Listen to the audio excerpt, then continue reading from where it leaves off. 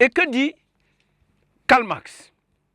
Karl Marx dit que la marche de l'histoire est déterminée par la contradiction des forces de production et des rapports de production.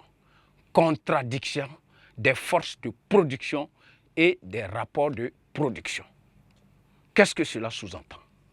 Cela sous-entend que si nous revoyons un peu la question du prolétariat, de l'économie en son temps en Europe, où il y avait des gens qui détenaient ce que Karl Marx a appelé le capitalisme et qui employaient les ouvriers dans les usines, et ceux-ci étaient obligés de vendre leur force de travail pour un salaire de misère, juste qui ne pouvait même pas permettre de renouveler correctement leur force de travail.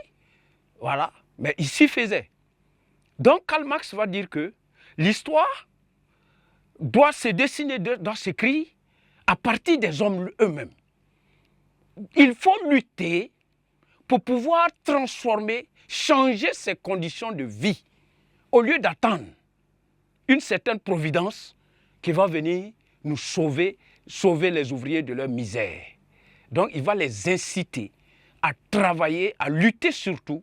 Et là, je vais aller de façon sommaire, il va parler de la question de la lutte des classes, où il faut que les prolétaires, qui étaient les ouvriers, se mettent ensemble pour constituer une force afin de lutter pour l'amélioration de leurs conditions de vie. Et c'est ça, c'est par cette lutte qui viendra d'eux-mêmes, par l'action qu'ils vont poser dans cette lutte, qu'ils pourront changer leurs conditions de vie. Et c'est pourquoi il dit que l'histoire va naître de la contradiction entre les forces de production et les rapports de production. Les forces de production maintenues par le capitaliste qui, lui, a les moyens de construire des usines et d'employer des ouvriers. Les rapports de production, à ce niveau, le capitaliste qui produit, qui fait produire à travers les ouvriers et qui les paye très mal. Et ces derniers vivaient dans la misère totale. Et malgré l'industrialisation et autres, voilà, on va voir que les ouvriers ne profitent pas du tout de cette évolution, la plus-value, tout ça, Karl Marx l'a expliqué, où le capitalisme va maximiser le profit, mais ce profit ne sera pas au bénéfice du tout de l'ouvrier, donc il faudrait que celui-là engage la lutte. Et c'est ça qui va amener Karl Marx à dire que notre conscience, la conscience de l'homme se construit en fonction de ses conditions de vie. La conscience de l'homme se construit en fonction de ses conditions de vie. C'est pourquoi il dit qu'on n'a pas la même façon de penser lorsqu'on vit dans une chaumière que dans un palais. Celui qui vit dans une chaumière, prenons le cas d'une case chez nous qu'on connaît bien, quelqu'un qui vit dans une case ne réfléchit pas de la même manière que quelqu'un qui vit dans un palais de luxe. Ce n'est pas possible. Ils n'ont même pas les mêmes problèmes. Ils n'ont pas les mêmes problèmes, ils n'ont pas la même façon de comprendre et de voir les choses. Ils n'ont pas les mêmes soucis de tout. Donc leur conscience est façonnée par leurs conditions de vie. Donc ici, voilà un peu ce que nous pouvons retenir dans cet ensemble-là. Et nous allons clore notre chapitre avec ces 4 grands points. Dans le premier, nous avons essayé de définir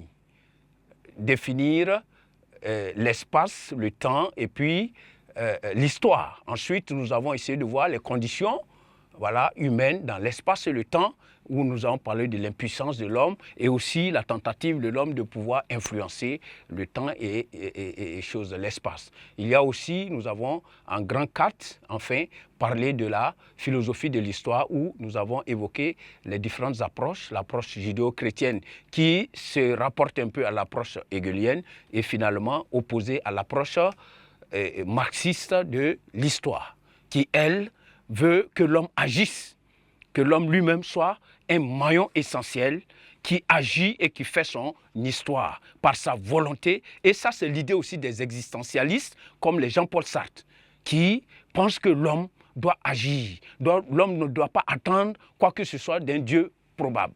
mais il doit agir pour transformer son milieu, pour se réaliser et réaliser son existence.